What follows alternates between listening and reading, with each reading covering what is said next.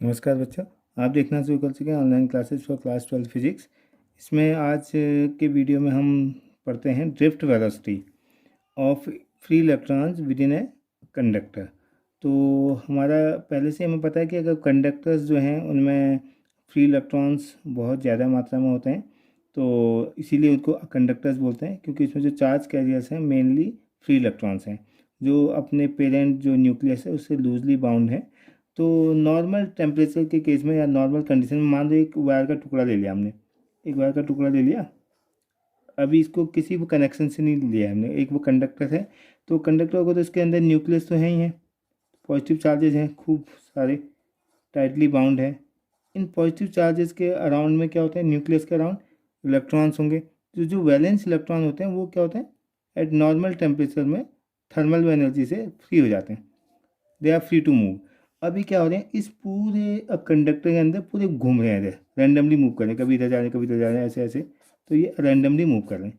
तो randomly move करने से क्या हो रहा है, इनका जो नेट जो वेलोसिटी है हर एक उसकी, तो नेट करंट क्या हो जाती है उस केस में, जीरो।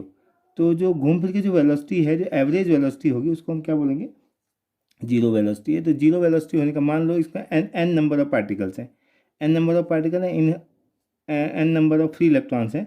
हर एक की वेलोसिटी मान लो u1 है, दूसरी की वेलोसिटी क्या है u2 है, तीसरी की वेलोसिटी क्या है u3, ऐसे सो ऑन un है, और डिवाइडेड बाय n। तो ये एवरेज जो इसकी वेलोसिटी हो जाएगी, u जो एवरेज है that is equal to zero. तो कहने का मतलब है कि कोई भी कंडक्टर अगर हमने नॉर्मल कंडीशन में लिखा है, due to the thermal energy all the free electrons will move in a random motion, they will constitute a zero current, मतलब कोई करंट फ्लो नहीं होती, वो हमें पता भी है। अब क्या कर रहे हैं हम, अब हमें क्या करना है, इन जो जो भी इलेक्ट्रॉन्स हैं जो रैंडमली मूव कर रहे हैं, तो इनको एक सही दिशा में मूव कराना है। अगर वो एक पर्टिकुलर डायरेक्शन में मूव करने लग जाएं, जैसे तैसे गिरते पड़ते मूव कर रहे हैं, तो उसको ही बोलते हैं ड्रिफ्ट। एक तो होगा सीधे सीधे, कोई है ही नहीं, जब कोई होगा नहीं तो सीधे सीधे मूव करेंगे, तो लीनियर मोशन है एक टाइप का। एक क्या है कि गिरते पड़ते जैसे तैसे आगे को जा रहे हैं, तो उसको बोलेंगे ड्रिफ्ट हो रहे हैं, जैसे जैसे ड्रिफ्ट हो रहे हैं। तो अगर तो फ्री इलेक्ट्रॉन जैसे तैसे वन एंड से दूसरे एंड में ड्रिफ्ट हो रहे हों, चल रहे हों, तो इसका मतलब उनको हम क्या बोलेंगे, उनकी जो एवरेज वेलोसिटी होगी वो क्या हो जाएगी, ड्रिफ्ट वेलोसिटी। तो घूम फिर के हमारा ड्रिफ्ट वेलोसिटी का जो कॉन्सेप्ट है, ड्रिफ्ट वेलोसिटी क्या है, जो भी फ्री इलेक्ट्रॉन्स हैं इसके अंदर, जितने भी फ्री इलेक्ट्रॉन्स हैं, ये फ्री इलेक्ट्रॉन जब क्या करें, रैंडम मोशन छोड़ के क्या करें, एक पर्टिकुलर डायरेक्शन में ड्रिफ्ट हो जाएं, तो उन ड्रिफ्ट होने में किसी की वेलोसिटी कम है, किसी की ज़्यादा है, इन सब चीज़ों की एवरेज वेलोसिटी जब ले लेंगे, तो उस एवरेज वेलोसिटी को ही हम बोलेंगे ड्रिफ्ट वेलोसिटी, और उसका सिंबल होगा वी डी। तो उसको हम बोलेंगे ड्रिफ्ट वेलोसिटी। तो इसको ड्रिफ्ट करने के लिए पता है, ऑब्वियसली कोई चीज़ मूव कर रहे हैं, पहले तो टेम्परेचर की वजह से, थर्मल मोशन की वजह से तो रैंडमली मूव कर रहे थे। अब हम चाह रहे हैं कि एक पर्टिकुलर डायरेक्शन में मूव करें, तो उनमें एक फोर्स लगना चाहिए, मतलब हमें एक ज़बरदस्ती एक कोई फोर्स लगाना पड़ेगा। तो फोर्स लगेगा तो ऑब्वियसली फोर्स से क्या होगा, एक पर्टिकुलर डायरेक्शन में मूव करेंगे, वो फोर्स होगा तो डिस्प्लेसमेंट होगा उसकी वजह से, और उसी के अकॉर्डिंग वो एक्सेलरेट करेंगे।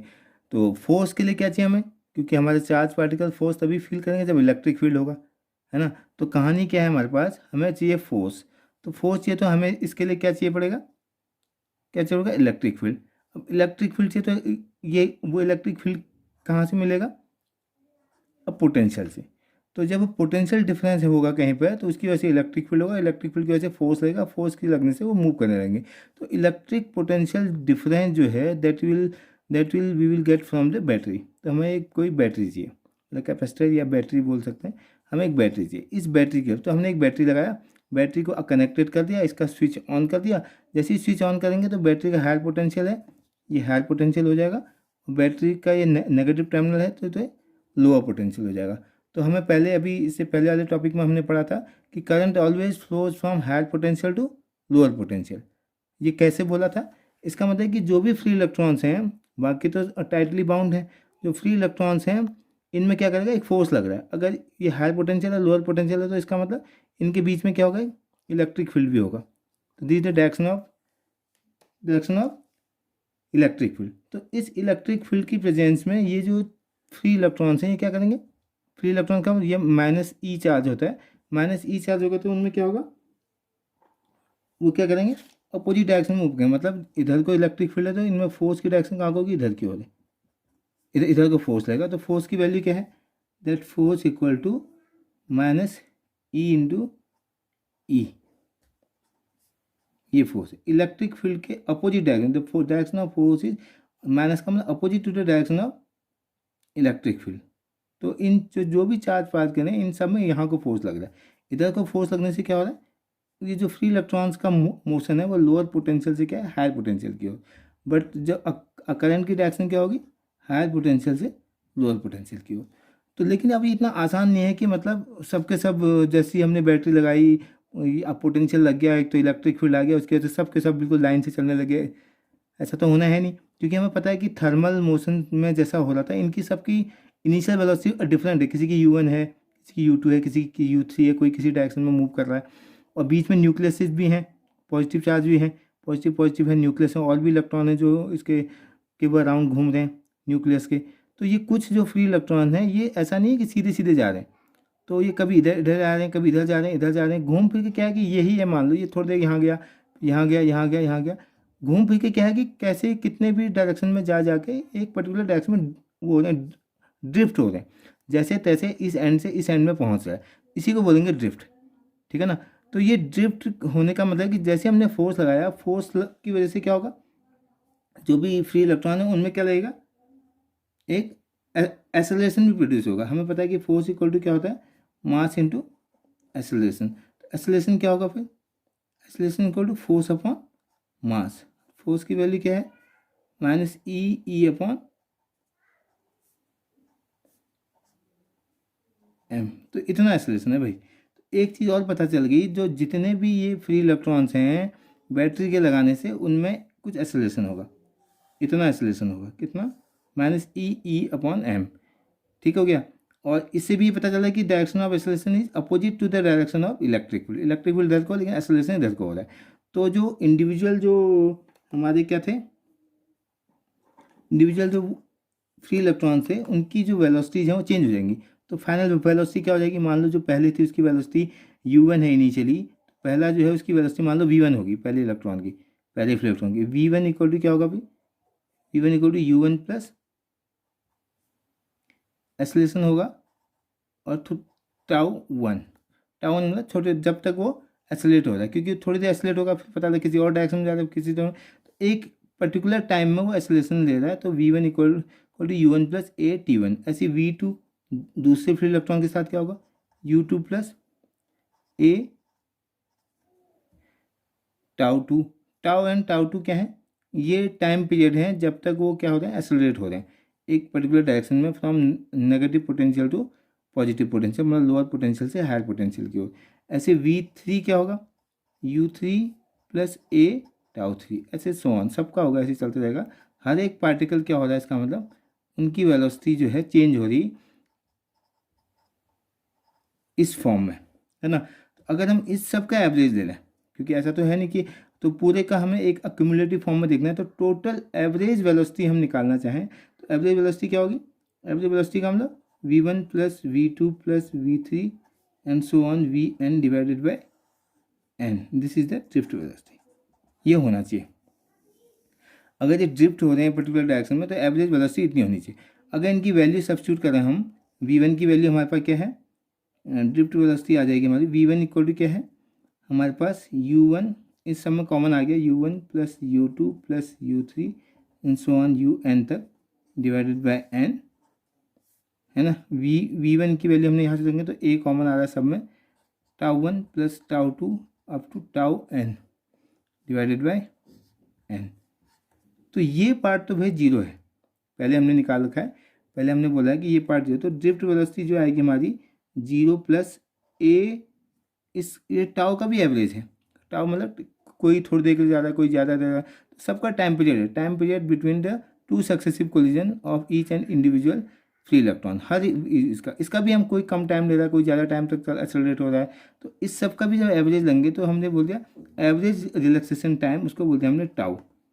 तो drift velocity equal to acceleration into tau, ये आ रहा है। और एक्सेलरेशन हमने पहले ही निकाल चुके हैं, तो ड्रिफ्ट वेलोसिटी क्या होनी चाहिए, so the drift velocity will be V D equal to, ये पहले की वैल्यू यहाँ सब्स्टिट्यूट करेंगे तो माइनस ई